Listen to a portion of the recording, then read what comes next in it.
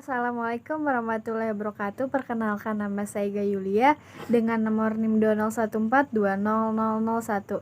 Di sini saya akan menjawab soal kuis dari mata kuliah Bank Lembaga Keuangan Syariah kelas PBS 3A. Baik, langsung saja.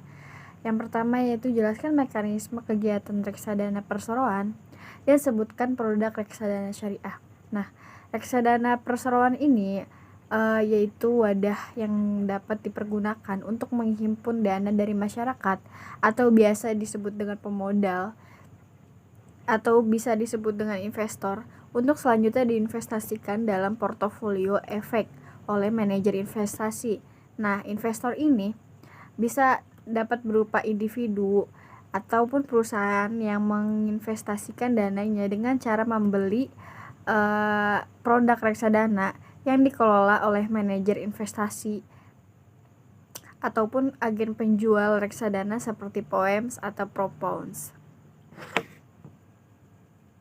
Nah, dari dana yang terkumpul ini, investor dalam reksadana dikelola oleh manajer investasi.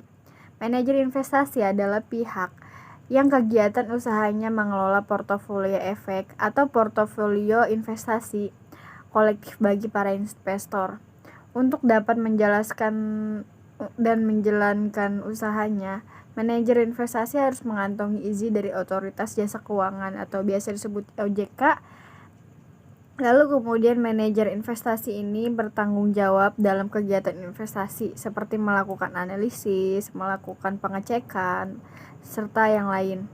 Manajer investasi ini merumuskan strategi investasi serta mempelajari pasar dan lain halnya yang dapat membantu investor untuk memenuhi tujuan investasinya. Nah, untuk mempelajarinya dapat dilakukan manajer investasi ini menempatkan dana investor ke berbagai efek dalam bentuk portofolio untuk dilakukan pengecekan serta pengumpulan dana efek yang dikelola oleh manajer investasi itu sendiri berupa surat berharga, surat pengakuan utang serta surat berharga komersial atau saham, biasa obligasi dan juga bisa tanda bukti utang. Unit pernyataan kontrak investasi kolektif atau juga kontrak bekerja berjangka atas efek dan setiap derivatif dari efek.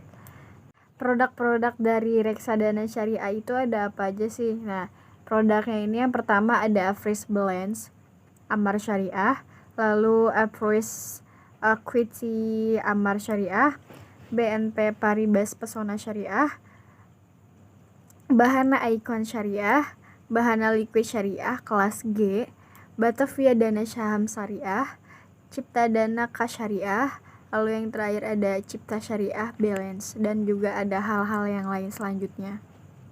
Baik, selanjutnya perbedaan obligasi syariah dengan konvensional. Yang pertama yaitu syariah menggunakan prinsip-prinsip syariah. Surat berharga yang diterbitkan dan mempresentasikan kepemilikan investor atas aset yang menjadi dasar penerbitan suku atau biasa disebut underlying asset tanpa melupakan prinsip syariah. Lalu selanjutnya penggunaan dana hasil penerbitan suku hanya boleh digunakan untuk hal-hal yang tidak bertentangan dengan prinsip syariah. Lalu selanjutnya mewajibkan emiten untuk membayar pendapatan kepada pemegang obligasi syariah berupa bagi hasil atau margin fee serta membayar kembali dana yang obligasi pada saat jatuh tempo.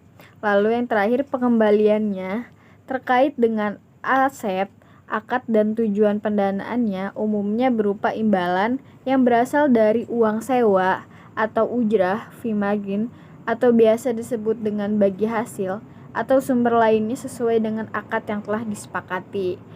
Sedangkan konvensional tidak terbatas sehingga seluruh aktivitas bisnisnya pun tidak dibatasi. Lalu tidak ada penerapan dasar-dasar prinsip syariah, utang dari pihak penerbit kepada pihak investor di mana penerbitannya tidak membutuhkan underlying aset. Lalu pengembaliannya berupa bunga yang memang sudah umum digunakan dan tidak terkait dengan segala tujuan pendanaan.